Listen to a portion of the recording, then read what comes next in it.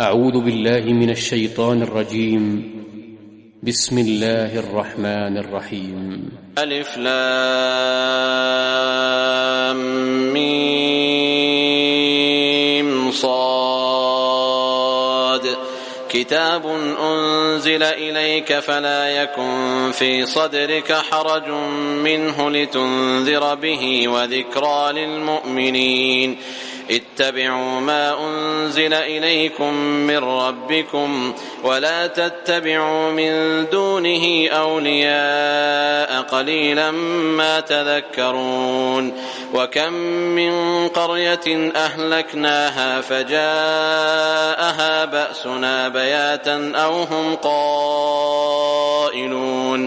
فما كان دعواهم إذ جاءهم بأسنا إلا أن قالوا إنا كنا ظالمين. فلنسألن الذين أرسل إليهم ولنسألن المرسلين فلنقصن عليهم بعلم وما كنا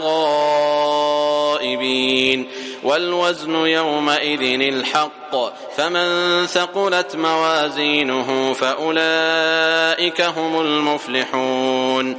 ومن خفت موازينه فأولئك الذين خسروا أنفسهم بما كانوا بآياتنا يظلمون. ولقد مكناكم في الأرض وجعلنا لكم فيها معايش قليلا ما تشكرون. ولقد خلقناكم ثم صورناكم ثم قلنا للملائكة اسجدوا لآدم فسجدوا إلا إبليس لم يكن من الساجدين. قال ما منعك ألا تسجد إذ أمرتك؟ قال أنا خير منه خلقتني من نار وخلقته من طين. قال فاهبط منها فما يكون لك أن تتكبر فيها فاخرج إنك من الصاغرين. قال أنظرني إلى يوم يبعثون. قال إنك من المنظرين. قال فبما أغويتني لأقعدن لهم صراطك المستقيم ثم لآتينهم من بين أيديهم ومن خلفهم وعن أيمانهم وعن شمائلهم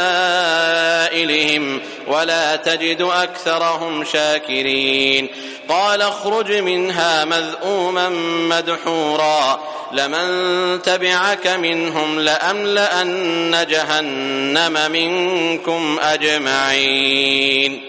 ويا آدم اسكن أنت وزوجك الجنة فكلا من حيث شئتما ولا تقربا هذه الشجرة فتكونا من الظالمين. فوسوس لهما الشيطان ليبدي لهما ما وري عنهما من سوآتهما وقال ما نهاكما ربكما عن هذه الشجرة إلا أن تكونا ملكين أو تكونا من الخالدين.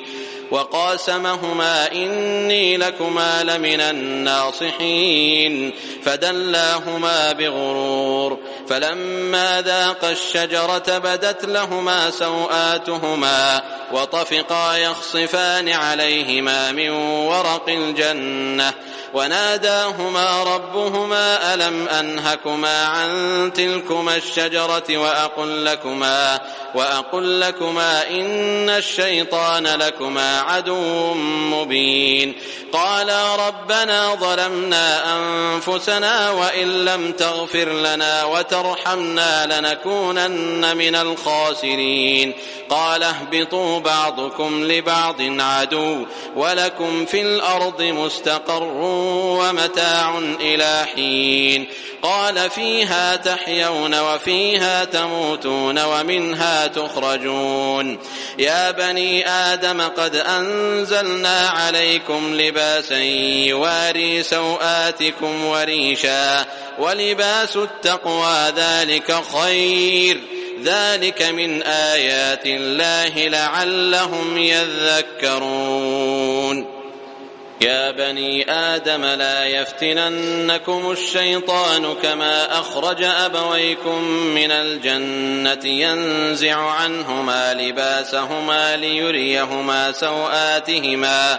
إنه يراكم هو وقبيله من حيث لا ترونهم إنا جعلنا الشياطين أولياء للذين لا يؤمنون وإذا فعلوا فاحشة قالوا وجدنا عليها آباءنا والله أمرنا بها قل إن الله لا يأمر بالفحشاء أتقولون على الله ما لا تعلمون قل أمر ربي بالقسط وأقيموا وجوهكم عند كل مسجد وادعوه مخلصين له الدين كما بدأكم تعودون فريقا هدى وفريقا حق عليهم الضلالة إنهم اتخذوا الشياطين أولياء من دون الله ويحسبون أنهم مهتدون يا بني آدم خذوا زينتكم عند كل مسجد وكلوا واشربوا ولا تسرفوا إنه لا يحب المسرفين قل من حرم زينة الله التي أخرج لعباده والطيبات من الرزق قل هي للذين آمنوا في الحياة الدنيا خالصة يوم القيامة كذلك نفصل الآيات لقوم يعلمون قل إنما حرم ربي الفواحش ما ظهر منها وما بطن والإثم والبغي بغير الحق وأن تشركوا بالله ما لم ينزل به سلطانا وأن تقولوا على الله ما لا تعلمون ولكل أمة أجل فإذا جاء أجلهم لا يستأخرون ساعة ولا يستقدمون يا بني آدم إما يأتينكم رسل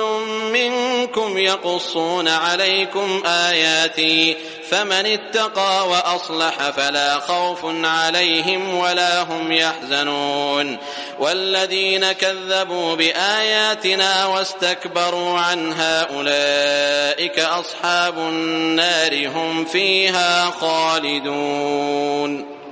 فمن أظلم ممن افترى على الله كذبا أو كذب بآياته أولئك ينالهم نصيبهم من الكتاب حتى إذا جاءتهم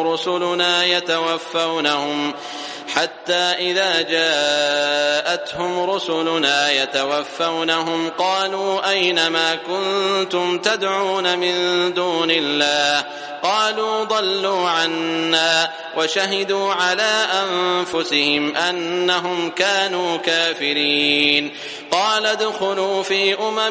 قد خلت من قبلكم من الجن والإنس في النار كلما دخلت أمة لعنت أختها حتى إذا اداركوا فيها جميعا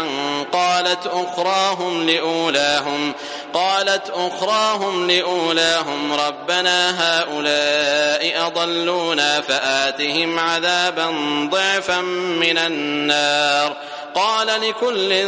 ضعف ولكن لا تعلمون وقالت أولاهم لأخراهم فما كان لكم علينا من فضل فذوقوا العذاب بما كنتم تكسبون إن الذين كذبوا بآياتنا واستكبروا عنها لا تفتح لهم أبواب السماء ولا يدخلون الجنة حتى يلج الجمل في سم الخياط وكذلك نجزي المجرمين لهم من جهنم مهاد ومن فوقهم غواش وكذلك نجزي الظالمين والذين آمنوا وعملوا الصالحات لا نكلف نفسا إلا وسعها أولئك أصحاب الجنة هم فيها خالدون ونزعنا ما في صدورهم من غل تجري من تحتهم الأنهار وقالوا الحمد لله الذي هدانا لهذا وما كنا لنهتدي لولا أن هدانا الله لقد جاءت رسل ربنا بالحق ونودوا أن تلكم الجنة أورثتموها بما كنتم تعملون. ونادى أصحاب الجنة أصحاب النار أن قد وجدنا ما وعدنا ربنا حقا فهل وجدتم ما وعد ربكم حقا قالوا نعم فأذن مؤذن بينهم اللعنة الله على الظالمين الذين يصدون عن سبيل الله ويبغونها عوجا وهم بالآخرة كافرون. وبينهما حجاب وعلى الأعراف رجال يعرفون كلا بسيماهم ونادوا أصحاب الجنة أن سلام عليكم لم يدخلوها وهم يطمعون. وإذا صرفت أبصارهم تلقاء أصحاب النار قالوا ربنا لا تجعلنا مع القوم الظالمين. ونادى أصحاب الأعراف رجالا يعرفونهم بسيماهم قالوا ما أغنى عنكم جمعكم وما كنتم تستكبرون أهؤلاء الذين أقسمتم لا ينالهم الله برحمة ادخلوا الجنة لا خوف عليكم ولا أنتم تحزنون. ونادى أصحاب النار أصحاب الجنة أن أفيضوا علينا من الماء أو مما رزقكم الله قالوا إن الله حرمهما على الكافرين الذين اتخذوا دينهم لهوا ولعبا وغرتهم الحياة الدنيا فاليوم ننساهم كما نسوا لقاء يومهم هذا وما كانوا بآياتنا يجحدون. ولقد جئناهم بكتاب فصلناه على علم هدى ورحمة لقوم يؤمنون هل ينظرون إلا تأويله يوم يأتي تأويله يقول الذين نسوه من قبل قد جاءت رسل ربنا بالحق فهل لنا من شفعاء فيشفعوا لنا أو نرد فنعمل غير الذي كنا نعمل قد خسروا أنفسهم وضل عنهم ما كانوا يفترون. إن ربكم الله الذي خلق السماوات والأرض في 6 أيام ثم استوى على العرش يغشي الليل النهار يطلبه حثيثا والشمس والقمر والنجوم مسخرات بأمره ألا له الخلق والأمر تبارك الله رب العالمين. ادعوا ربكم تضرعا وخفية إنه لا يحب المعتدين ولا تفسدوا في الأرض بعد إصلاحها وادعوه خوفا وطمعا إن رحمة الله قريب من المحسنين. وهو الذي يرسل الرياح بشرا بين يدي رحمته حتى إذا أقلت سحابا ثقالا سقناه لبلد ميت فأنزلنا به الماء فأخرجنا به من كل الثمرات كذلك نخرج الموتى لعلكم تذكرون. والبلد الطيب يخرج نباته بإذن ربه والذي خبث لا يخرج إلا نكدا كذلك نصرف الآيات لقوم يشكرون. لقد أرسلنا نوحا إلى قومه فقال يا قوم اعبدوا الله ما لكم من إله غيره إني أخاف عليكم عذاب يوم عظيم. قال الملأ من قومه إنا لنراك في ضلال مبين. قال يا قوم ليس بي ضلالة ولكني رسول من رب العالمين أبلغكم رسالات ربي وأنصح لكم وأعلم من الله ما لا تعلمون. أوعجبتم أن جاءكم ذكر من ربكم على رجل منكم لينذركم ولتتقوا ولعلكم ترحمون. فكذبوه فأنجيناه والذين معه في الفلك وأغرقنا الذين كذبوا بآياتنا إنهم كانوا قوما عمين. وإلى عاد أخاهم هودا قال يا قوم اعبدوا الله ما لكم من إله غيره أفلا تتقون. قال الملأ الذين كفروا من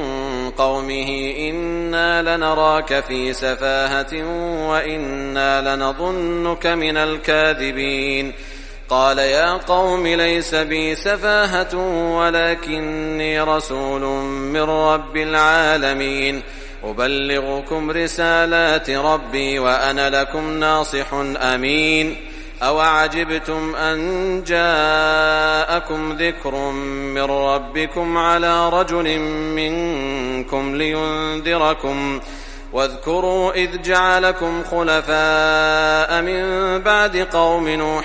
وزادكم في الخلق بسطة فاذكروا آلاء الله لعلكم تفلحون. قالوا أجئتنا لنعبد الله وحده ونذر ما كان يعبد آباؤنا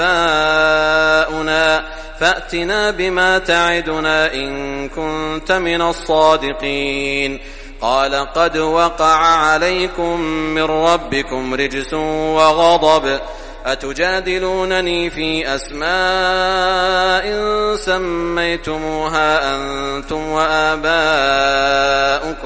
ما نزل الله بها من سلطان فانتظروا إني معكم من المنتظرين. فأنجيناه والذين معه برحمة منا وقطعنا دابر الذين كذبوا بآياتنا وما كانوا مؤمنين. وإلى ثمود أخاهم صالحا قال يا قوم اعبدوا الله ما لكم من إله غيره قد جاءتكم بينة من ربكم هذه ناقة الله لكم آية فذروها تأكل في أرض الله ولا تمسوها بسوء فيأخذكم عذاب أليم. واذكروا إذ جعلكم خلفاء من بعد عاد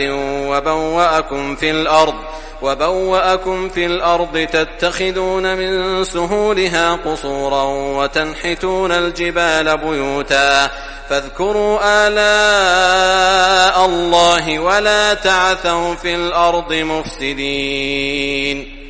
قال الملأ الذين استكبروا من قومه للذين استضعفوا لمن آمن منهم أتعلمون أن صالحا مرسل من ربه قالوا إنا بما أرسل به مؤمنون. قال الذين استكبروا إنا بالذي آمنتم به كافرون. فعقروا الناقة وعتوا عن أمر ربهم وقالوا يا صالح ائتنا بما تعدنا إن كنت من المرسلين. فأخذتهم الرجفة فأصبحوا في دارهم جاثمين. فتولى عنهم وقال يا قوم لقد أبلغتكم رسالة ربي ونصحت لكم ولكن لا تحبون الناصحين. ولوطا إذ قال لقومه أتأتون الفاحشة ما سبقكم بها من أحد من العالمين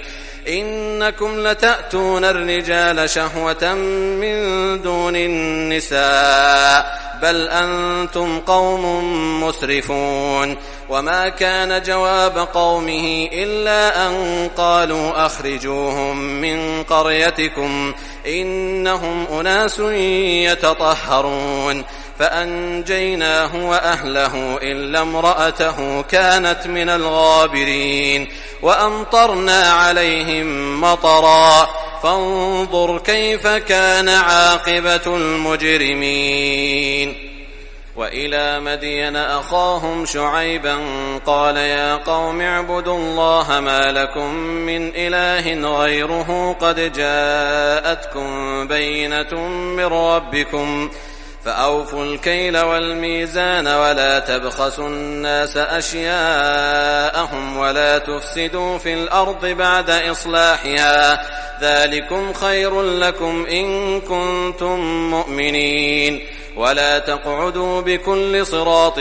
توعدون وتصدون عن سبيل الله من آمن به وتبغونها عوجا واذكروا إذ كنتم قليلا فكثركم وانظروا كيف كان عاقبة المفسدين. وإن كان طائفة منكم آمنوا بالذي أرسلت به وطائفة لم يؤمنوا فاصبروا حتى يحكم الله بيننا وهو خير الحاكمين. قال الملأ الذين استكبروا من قومه لنخرجنك يا شعيب والذين آمنوا معك من قريتنا أو لتعودن في ملتنا قال أولو كنا كارهين قد افترينا على الله كذبا إن عدنا في ملتكم بعد إذ نجانا الله منها وما يكون لنا أن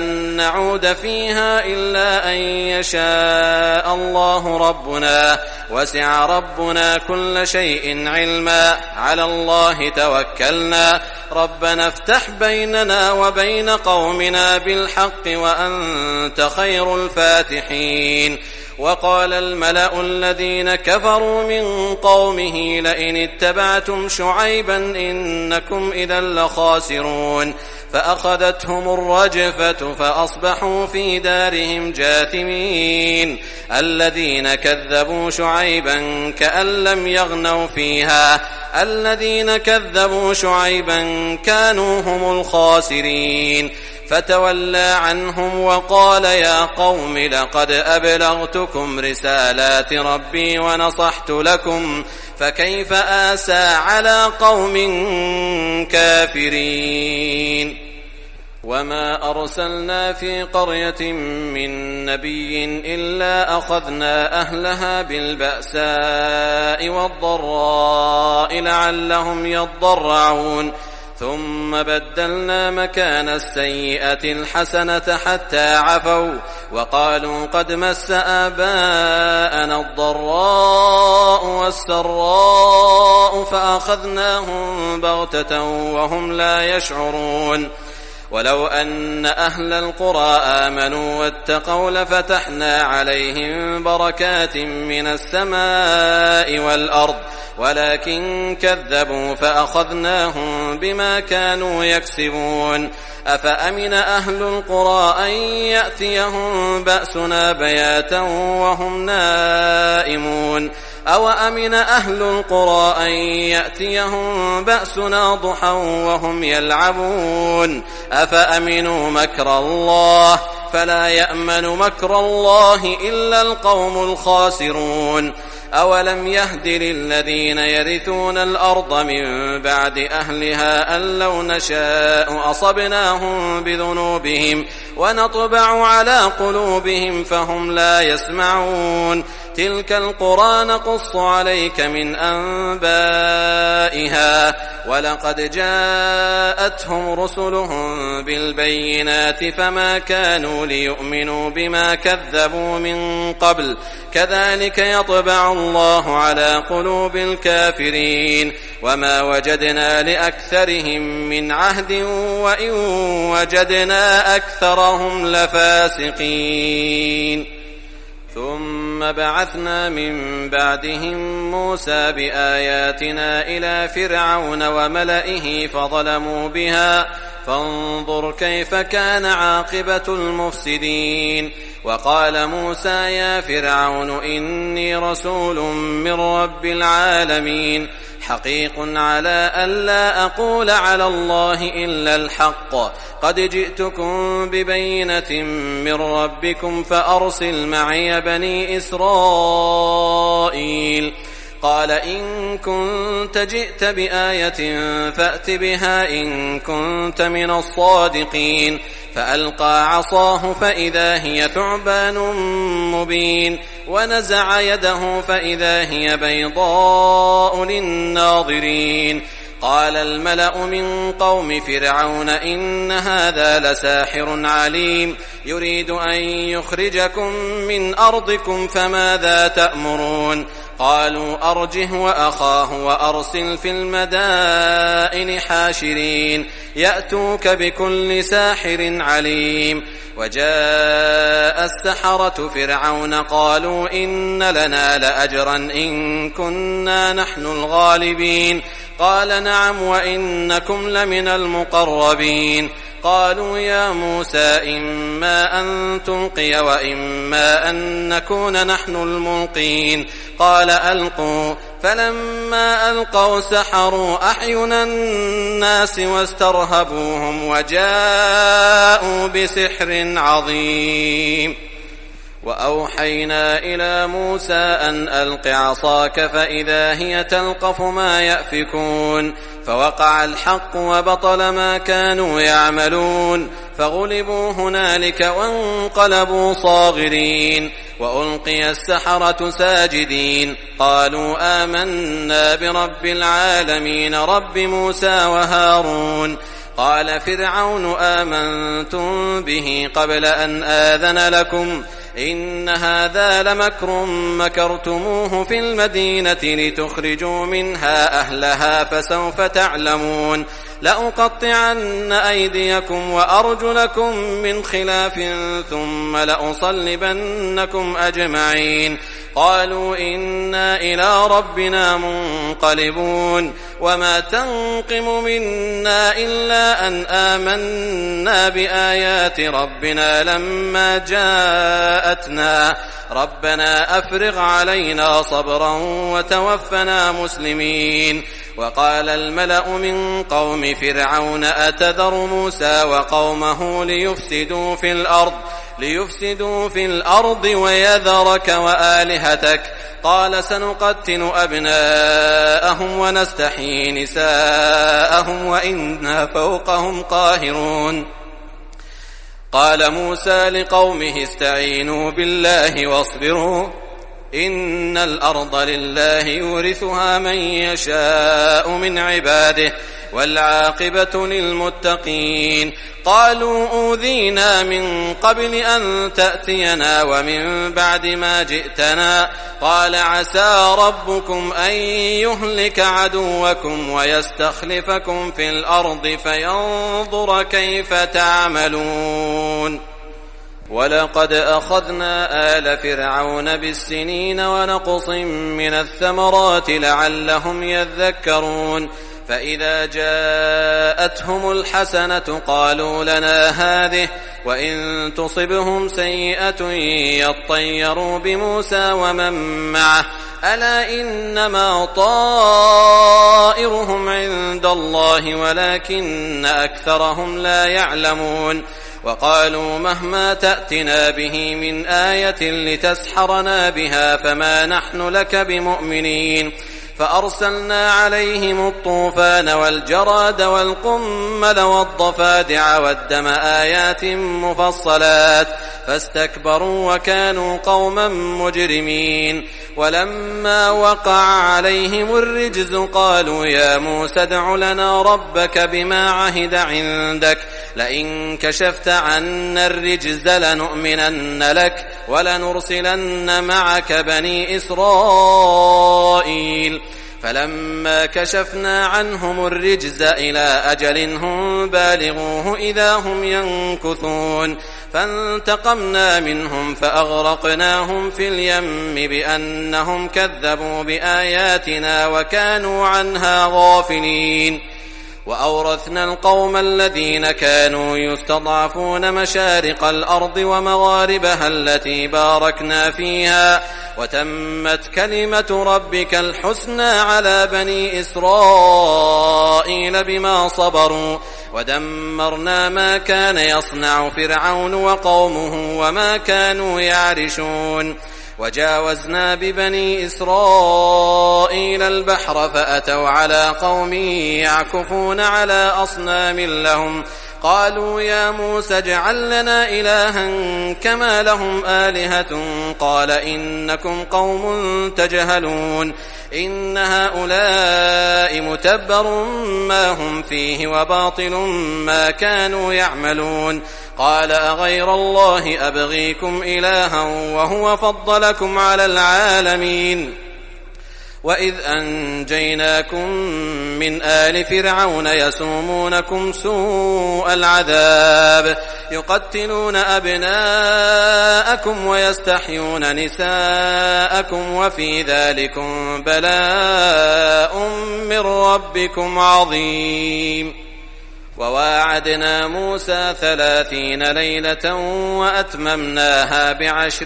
فتم ميقات ربه 40 ليلة وقال موسى لأخيه هارون اخلفني في قومي وأصلح ولا تتبع سبيل المفسدين ولما جاء موسى لميقاتنا وكلمه ربه قال رب أرني أنظر إليك قال لن تراني ولكن انظر إلى الجبل فإن استقر مكانه فسوف تراني فلما تجلى ربه للجبل جعله دكا وخر موسى صعقا فلما أفاق قال سبحانك تبت إليك وأنا أول المؤمنين قال يا موسى إني اصطفيتك على الناس برسالاتي وبكلامي فخذ ما آتيتك وكن من الشاكرين وكتبنا له في الألواح من كل شيء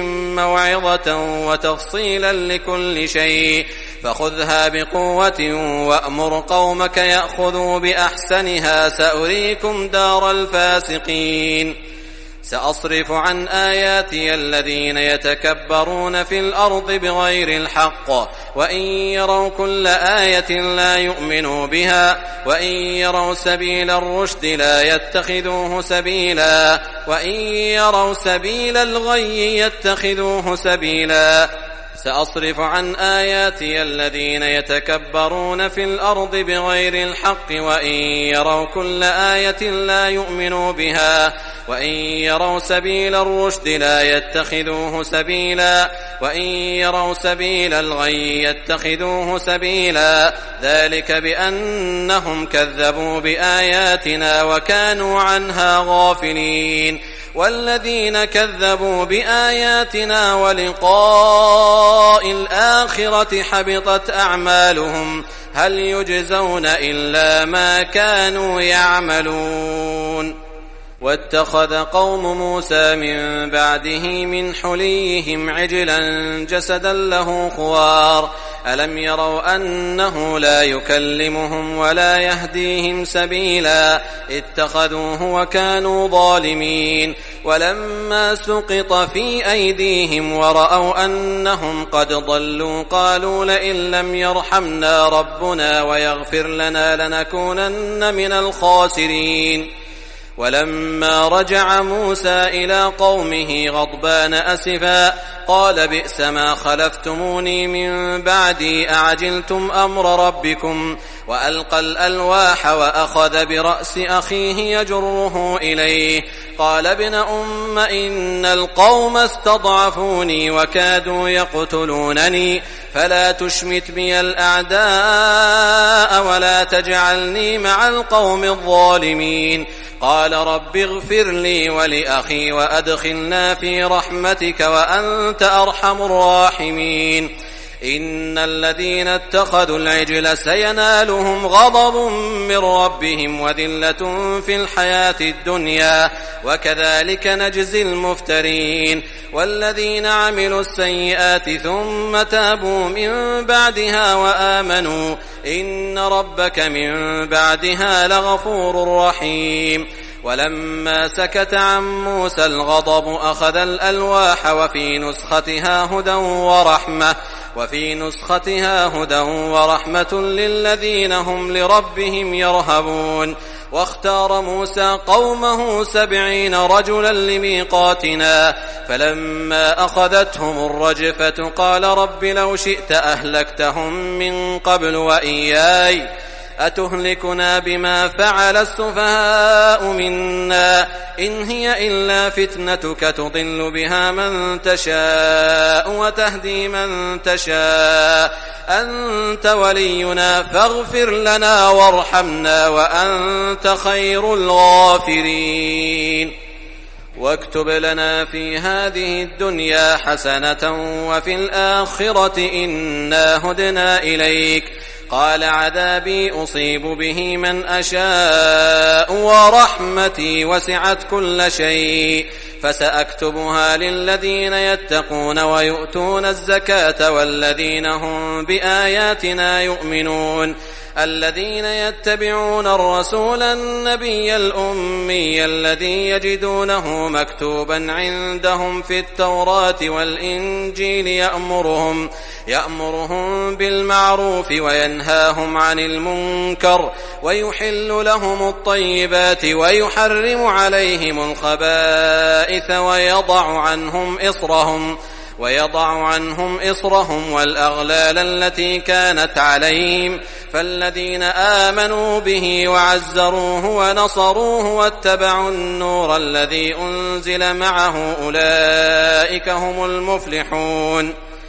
قل يا أيها الناس إني رسول الله إليكم جميعا الذي له ملك السماوات والأرض لا إله إلا هو يحيي ويميت فآمنوا بالله ورسوله النبي الأمي الذي يؤمن بالله وكلماته واتبعوه لعلكم تهتدون ومن قوم موسى أمة يهدون بالحق وبه يعدلون وقطعناهم 12 أسباطا أمما وأوحينا إلى موسى إذ استسقاه قومه أن اضرب بعصاك الحجر فانبجست منه 12 عينا قد علم كل أناس مشربهم وظللنا عليهم الغمام وأنزلنا عليهم المن والسلوى كلوا من طيبات ما رزقناكم وما ظلمونا ولكن كانوا أنفسهم يظلمون وإذ قيل لهم اسكنوا هذه القرية وكلوا منها حيث شئتم وقولوا حطة وادخلوا الباب سجدا نغفر لكم خطيئاتكم سنزيد المحسنين فبدل الذين ظلموا منهم قولا غير الذي قيل لهم فأرسلنا عليهم رجزا من السماء بما كانوا يظلمون واسألهم عن القرية التي كانت حاضرة البحر إذ يعدون في السبت إذ تأتيهم حيتانهم يوم سبتهم شرعا ويوم لا يسبتون لا تأتيهم كذلك نبلوهم بما كانوا يفسقون وإذ قالت أمة منهم لم تعظون قوما الله مهلكهم أو معذبهم عذابا شديدا قالوا معذرة إلى ربكم ولعلهم يتقون فلما نسوا ما ذكروا به أنجينا الذين ينهون عن السوء وأخذنا الذين ظلموا بعذاب بئيس بما كانوا يفسقون فلما عتوا عما نهوا عنه قلنا لهم كونوا قردة خاسئين وإذ تأذن ربك ليبعثن عليهم إلى يوم القيامة من يسومهم سوء العذاب إن ربك لسريع العقاب وإنه لغفور رحيم وقطعناهم في الأرض أمما منهم الصالحون ومنهم دون ذلك وبلوناهم بالحسنات والسيئات لعلهم يرجعون فخلف من بعدهم خلف ورثوا الكتاب يأخذون عرض هذا الأدنى ويقولون سيغفر لنا وإن يأتهم عرض مثله يأخذوه ألم يؤخذ عليهم ميثاق الكتاب ألا يقولوا على الله إلا الحق ودرسوا ما فيه والدار الآخرة خير للذين يتقون أفلا تعقلون والذين يمسكون بالكتاب وأقاموا الصلاة إنا لا نضيع أجر المصلحين وإذ نتقنا الجبل فوقهم كأنه ظلة وظنوا أنه واقع بهم خذوا ما آتيناكم بقوة واذكروا ما فيه لعلكم تتقون وإذ أخذ ربك من بني آدم من ظهورهم ذريتهم وأشهدهم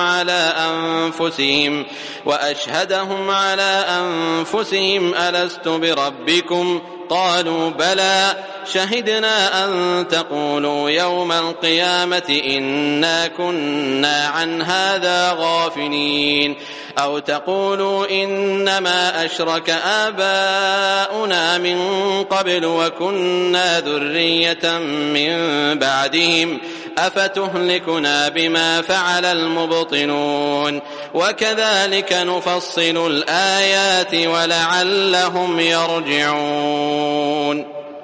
واتل عليهم نبأ الذي آتيناه آياتنا فانسلخ منها فأتبعه الشيطان فكان من الغاوين ولو شئنا لرفعناه بها ولكنه أخلد إلى الأرض واتبع هواه فمثله كمثل الكلب إن تحمل عليه يلهث أو تتركه يلهث ذلك مثل القوم الذين كذبوا بآياتنا فاقصص القصص لعلهم يتفكرون ساء مثلا القوم الذين كذبوا بآياتنا وأنفسهم كانوا يظلمون من يهد الله فهو المهتدي ومن يضلل فأولئك هم الخاسرون ولقد ذرأنا لجهنم كثيرا من الجن والإنس لهم قلوب لا يفقهون بها ولهم أعين لا يبصرون بها ولهم آذان لا يسمعون بها أولئك كالأنعام بل هم أضل أولئك هم الغافلون ولله الأسماء الحسنى فادعوه بها وذروا الذين يلحدون في أسمائه سيجزون ما كانوا يعملون وممن خلقنا أمة يهدون بالحق وبه يعدلون والذين كذبوا بآياتنا سنستدرجهم من حيث لا يعلمون وأملي لهم إن كيدي متين أولم يتفكروا ما بصاحبهم من جنة إن هو إلا نذير مبين أولم ينظروا في ملكوت السماوات والأرض وما خلق الله من شيء وأن عسى أن يكون قد اقترب أجلهم فبأي حديث بعده يؤمنون من يضلل الله فلا هادي له ويذرهم في طغيانهم يعمهون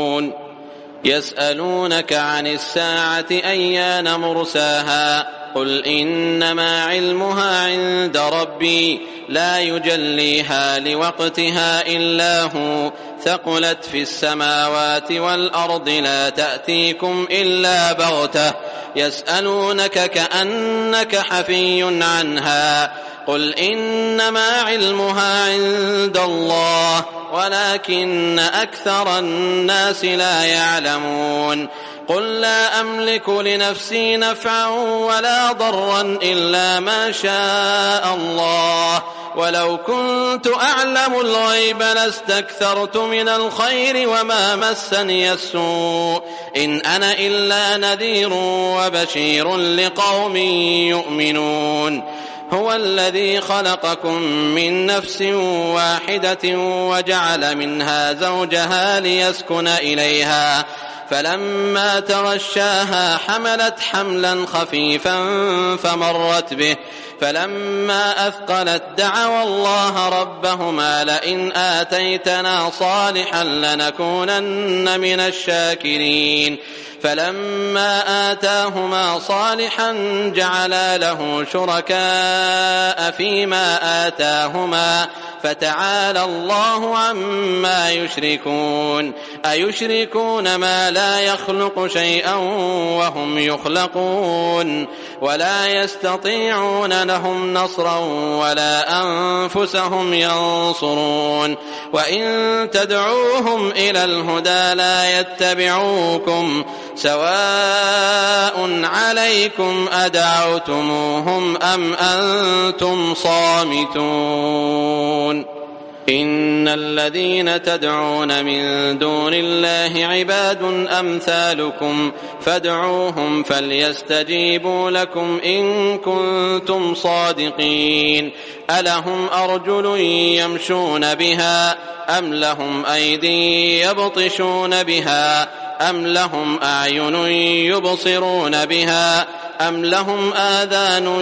يسمعون بها قل ادعوا شركاءكم ثم كيدون فلا تنظرون إن وليي الله الذي نزل الكتاب وهو يتولى الصالحين والذين تدعون من دونه لا يستطيعون نصركم ولا أنفسهم ينصرون وإن تدعوهم إلى الهدى لا يسمعوا وتراهم ينظرون إليك وهم لا يبصرون خذ العفو وأمر بالعرف وأعرض عن الجاهلين وإما ينزغنك من الشيطان نزغ فاستعذ بالله إنه سميع عليم إن الذين اتقوا إذا مسهم طائف من الشيطان تذكروا فإذا هم مبصرون وإخوانهم يمدونهم في الغي ثم لا يقصرون وإذا لم تأتهم بآية قالوا لولا اجتبيتها قل إنما أتبع ما يوحى إلي من ربي هذا بصائر من ربكم وهدى ورحمة لقوم يؤمنون وإذا قرئ القرآن فاستمعوا له وأنصتوا لعلكم ترحمون واذكر ربك في نفسك تضرعا وخيفة ودون الجهر من القول بالغدو والآصال ولا تكن من الغافلين إن الذين عند ربك لا يستكبرون عن عبادته ويسبحونه وله يسجدون